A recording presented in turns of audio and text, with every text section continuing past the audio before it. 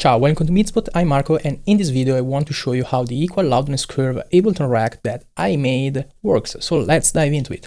So basically this is the rack and we have two modes. So at the center we have it like disabled, and when we move it to the 0 or to the maximum value, we have two different listening volumes. So at 0 we have -4 dB, so we have to increase the lows and the highs to have the same kind of perception of those frequency ranges, and the same but the other way around goes for when we boost by 4 dB. So we perceive the lows and the highs too much, so we have to kind of dampen them by a bit. And so basically, I made these curves by copying these EQ curves. So the TDR SlickEQ Mastering Edition has this mode EL curve, and if we move it, you can see that we have kind of the same curves. So now let's see. Basically, I copied it by inverting the polarity, and my goal was to kind of annulling the sound, the output sound. So that way I knew that I was kind of as close as possible to that curve.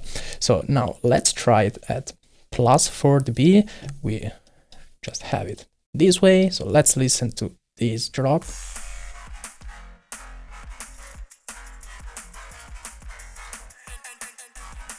And this is the difference. And as you can see, we have some peaks at like -15 and the RMS at -33. So the peaks are given by transients mostly, and those are in the high frequency range, and that's really hard because we also have a few phase shifts, so that's really hard to annul. But if we consider the RMS volume, so which is basically the most of the frequency range and the track itself, we are at -33 dB, and that's a 95% accuracy. Now let's go the other way around. We have to lower this,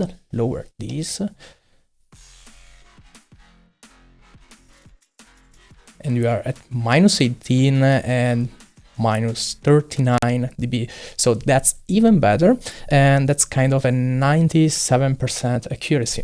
So I had to use two different EQs because that curve couldn't be just mirrored with the scale function, and that's basically it. So I mean, this is not a disincentive at downloading or purchasing the SlickEQ Mastering Edition. It has many other features, and I just wanted to kind of to port that curve into the Ableton environment, because I think that's really important when you want to kind of test your music at different levels. So I hope you enjoyed this video. I hope you also enjoy the equal loudness curve rack, and you can find it at the link in the description below, and see you in the next one.